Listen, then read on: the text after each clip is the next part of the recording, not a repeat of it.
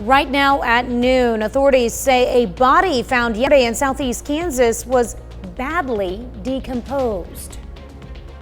We've got a very warm, windy day for us and very clear skies out there, but we're going to talk about some changes that are on the way coming up. And student debt relief heads to the Supreme Court with challenges to President Biden's plan to dig millions of Americans out of debt. The 4 states' most watched news starts now.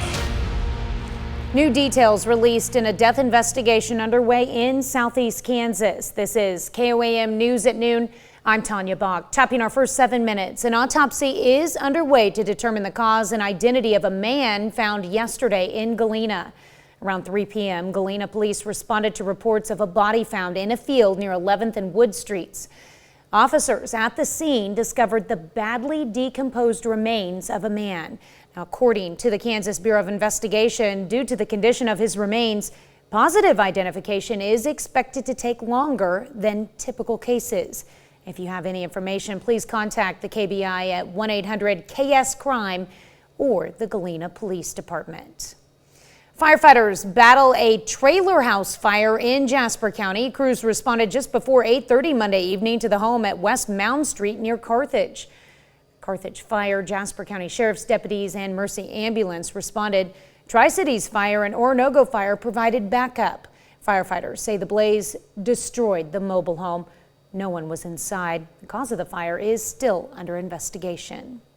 The Joplin School Board wants to upgrade security systems at the district's school buildings. The board laid out a more than $5 million capital spending proposal. That money would go toward a variety of projects ranging from new school buses to lead testing and security upgrades.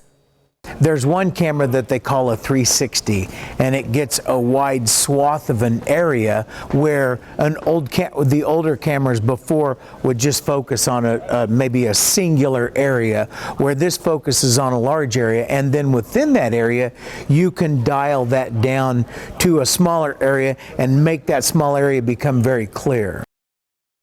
Well, the board also previewed 3 messaging platforms intended to establish two-way messaging between school officials and parents.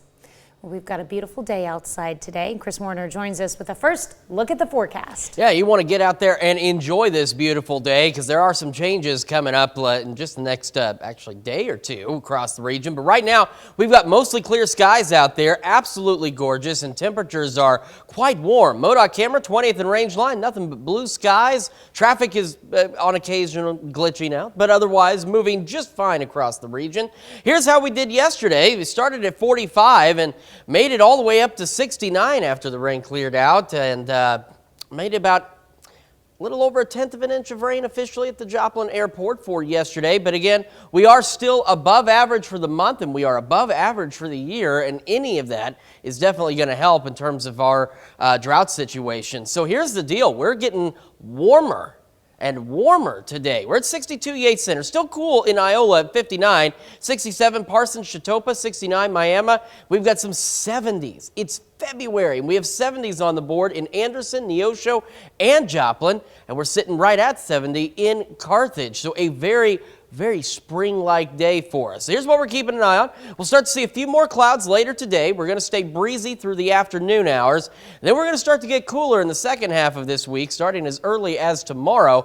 And then we are watching not only thunderstorm chances on Thursday, but snow chances as we head into Friday morning, if you can believe that from the weather we're getting today. We'll take a look at that entire forecast here in just a few more minutes. Tanya? Only in the 4 states. All right, thanks, Chris. Well, squeaking in on this last day of February, a major coast-to-coast storm, reminding us it's still winter. The storm dropped several inches of snow in the Northeast, and another system is brewing in California. Errol Barnett has more from snowy Bristol, Connecticut. While there hasn't been much snow for the Northeast, the region is now getting hit by the biggest storm of the season on the final day of the last full month of winter. Meanwhile, near the Great Lakes, where residents typically expect snow, the region is covered in ice from freezing rain. It was a big snowstorm last week and it's raining today. I never know what to wear outside anymore. It's horrible. It's part of the same system that began with rare blizzards in Southern California, before unleashing 110-mile-per-hour winds in the southern plains. The whole house is caved in. At that time, I'm trying to get my sister to safety. But just as these storms begin to exit the east, another coast-to-coast system is brewing in the west. We are just making sure we have enough propane and gas for our generator and water in case our pipes freeze. Residents at lower elevations are facing threats of dangerous mudslides on soaked hillsides. I'm very worried. It's not just me, it's everybody's worried around here. Now, that storm that's gearing up in California right now will likely bring snowfall to the southern Rockies by Thursday before that system marches on, bringing inclement weather to the southern plain states. And oh yes, by the end of the week, that means there could be another round of snow here in the Northeast. Errol Barnett, CBS News in Bristol, Connecticut. Too soon for us here. Blizzard conditions continue in the California Sierra. Many area schools, businesses, and government buildings are shut down, and all roads at Yosemite National Park are closed to the public. Well, volunteers are still managing to rescue animals caught up in the devastating earthquakes that hit Turkey and Syria more than 3 weeks ago. Countless cats and dogs, many of them injured, are being cared for by local veterinarians before they're put up for adoption. U.S. workers from PETA say they've saved more than 100 animals, including many birds that were trapped in buildings or simply left behind in the disaster. Rescuers have reunited some pets with their owners in emotional reunions. That's a look at today's top stories and weather in our first 7 minutes. Up next on KOAM News at noon, the Supreme Court weighs in on President Biden's student loan forgiveness plan. More on the debate over whether millions of Americans should see thousands of dollars in student debt erased.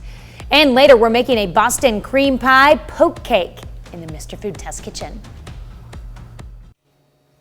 The Supreme Court is hearing arguments today over President Biden's plan to forgive student loan debt for more than 40 million Americans. After numerous lower court challenges, the program is on hold until the justices decide. Nicole D'Antonio reports from the Supreme Court. Careful. Demonstrators gathered outside the Supreme Court as justices considered two different challenges. One is by 6 Republican-led states that say the debt forgiveness program will cost them money. In court papers, they say it's a breathtaking and transformative exercise of power. The other challenge is by 2 students who say the program should do more to relieve student debt. This is preventing people from doing what they have to do: pay bills, start families, continue with their businesses. During oral arguments, Chief Justice John Roberts asked the government's lawyers about the importance of separation of powers. I just wonder, given the posture of the case and given our historic concern about the separation of powers, you would recognize at least that this is a case that presents extraordinarily serious, important issues. With respect to the role for Congress, I think what's clear is, of course, we're recognizing that Congress could take additional action if it disapproves this plan. The justices, 6 conservatives and 3 liberals, will eventually decide if President Biden has the authority to wipe away about $500 billion in student debt. The president's lawyers are arguing the federal law grants him the power to forgive the loans, while opponents say he's going too far. Under the plan, up to 43 million people would be eligible for some federal student loan debt relief. People making less than $125,000 a year could see $10,000 in student loan debt forgiven. And people who got Pell Grants could get up to $20,000 forgiven. A decision is expected by the end of the current term in late June. Nicole D'Antonio, CBS News, the Supreme Court. After President Biden announced the plan last August, 26 million people applied before the lower courts put it all on hold. Still to come on the KOAM News at noon, Mr. Food. Today, we're poking holes in a recipe that dates back to the mid-1800s. So grab your wooden spoon and let's have some fun. And Mother Nature poking some holes in the sky later this week for some rain, maybe some snow, and some cooler temperatures. We're going to take a look at all that when we come back.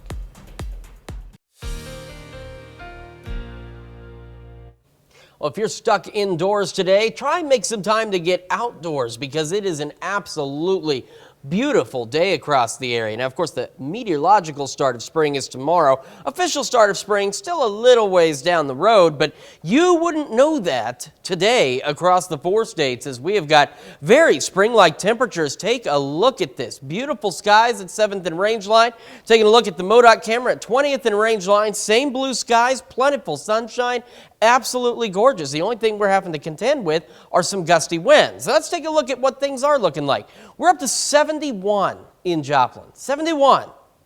South breeze at 20, gusting to 32, but it is that south breeze that is helping to usher in, at least for now, all of this very warm air. And take a look at these wind arrows pushing it back off to the north. Unfortunately, some folks up north, Yates Center, Iola, Fort Scott, Nevada, not as warm, but still not bad for this time of year. 59 Iola, 67 Parsons, Chatopa, 69 Miami, 71 Anderson, Neosho. We're at 70 in Carthage, so a very mild day. Temperatures are going to rise just a pinch more for some of us, up to 72 degrees.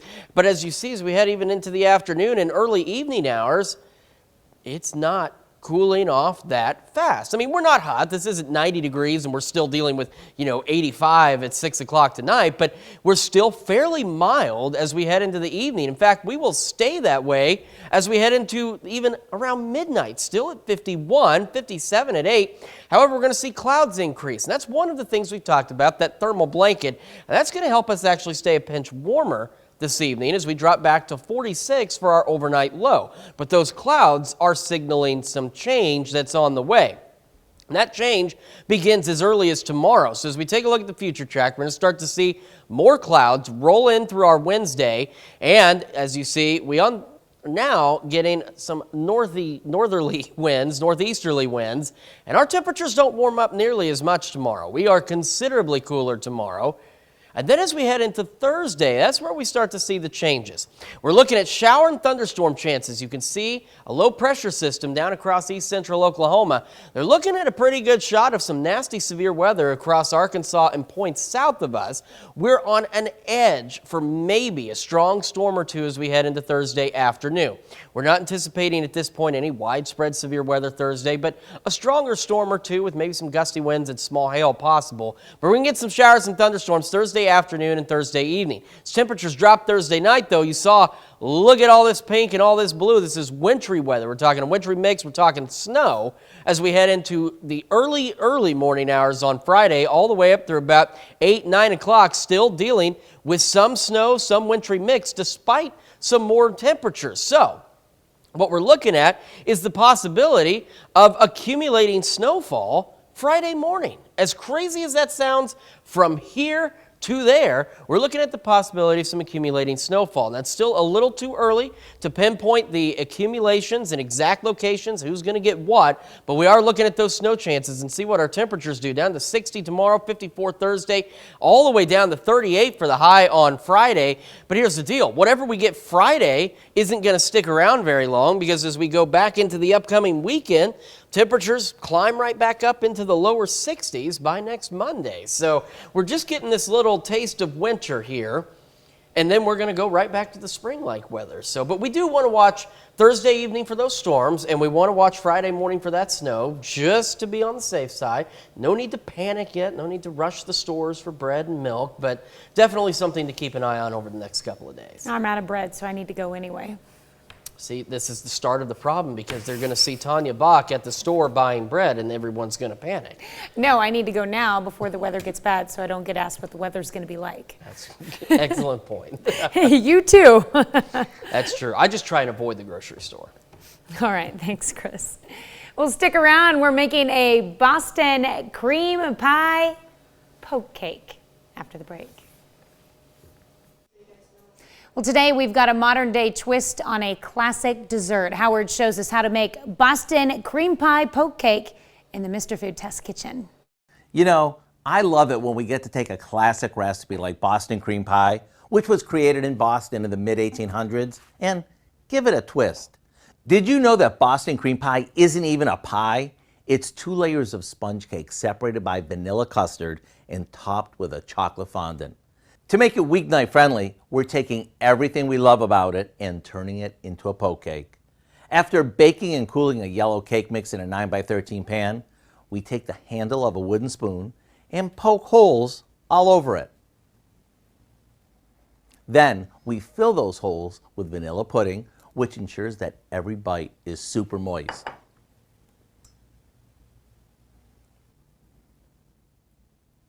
After this chills, we'll swirl the top with a homemade chocolate glaze that's decadently delicious. Now, before digging in, we let it cool one more time to make sure everything sets up. And after your first forkful, you'll know why this cake has stood the test of time. To get the recipe for what we call Boston cream pie poke cake, simply visit our website. I'm Howard with Kelly in the Mr. Food Test Kitchen, where today we found an up-to-date classic way for you to say, ooh, it's so good.